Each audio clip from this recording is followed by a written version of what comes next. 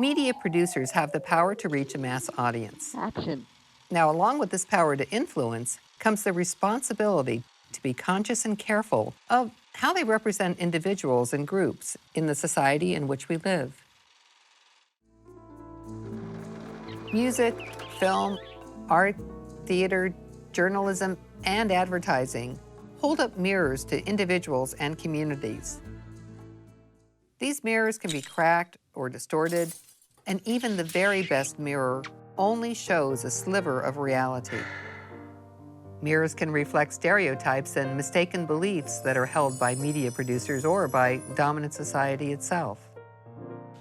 When you have images of Black women in the media that talk about them being, welfare queens, or talk about them being angry Black women, or when we have, these stereotypes that hypersexualize the Black female body, and then that is all people think when they see you. I get direct responses whenever I have a conversation with somebody of, wow, you're so well spoken. And I think, is that a surprise? Was I expected not to be well spoken? It's not unreasonable for individuals to want truthful representation. For example, the film The Hurt Locker received 9 Academy Award nominations, winning 6 Oscars.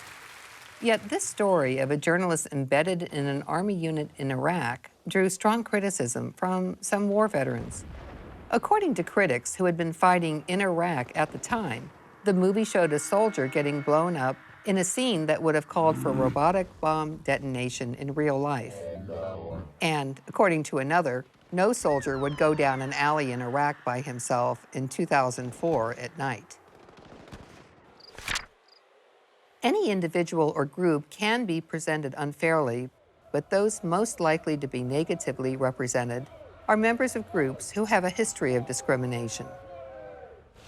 A recent show that's gained a lot of popularity is The Big Bang Theory, right? So the women that are represented in that, the smartest of the women group is represented as, almost dull and boring and unattractive and not funny. The gay characters in Modern Family, they're very stereotypical. They're saucy, they're salacious, they're very loud, they're always fighting, they're bickering. It just perpetuates these stereotypes that are already held by most people.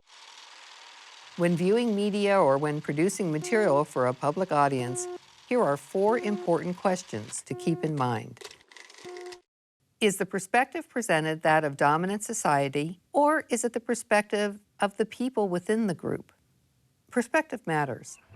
A media report might use common phrasing to describe someone as, quote, confined to a wheelchair, but most wheelchair users would see it differently.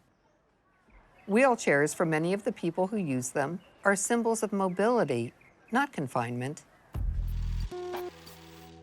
Which descriptors are needed to help your audience understand your story subject, and which needlessly perpetuate stereotypes? Any descriptor should be analyzed for relevance.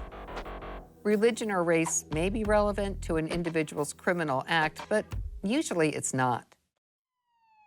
Based on demographics, for example, most robberies in the United States are committed by people who were raised in a Christian tradition. But it doesn't follow that Christians are likely to rob people. And the same is true about the lack of relevance of most terrorists' religions.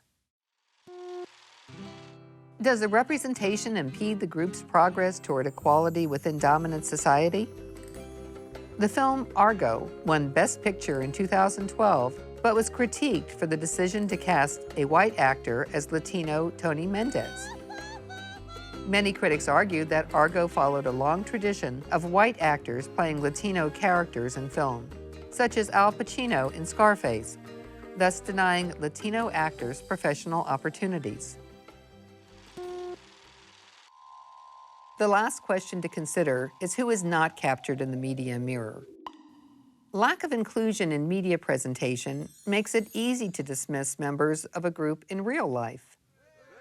But if viewers and media producers become sensitive to people whom the camera ignores, media presentations will expand to include a greater diversity of perspectives. To every stereotype, there is some truth, rooted in it. And the problem is when that becomes the norm for a whole, that becomes the representative for a whole group of people.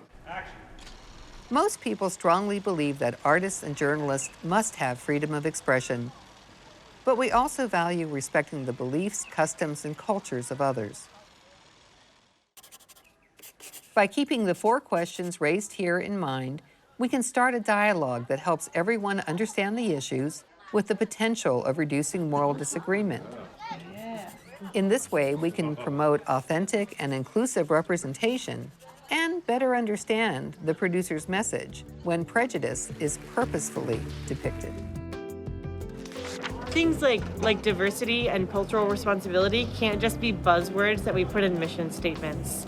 They have to be things that we are consistently and actively trying to achieve. I'm a Black American, but I'm a complex individual. We have to be really, really thoughtful about the way that we portray people and think not only about the instance in which we're portraying them, but about the histories that undercode that. You know, it is a challenge, and I think has to be one that is ongoing.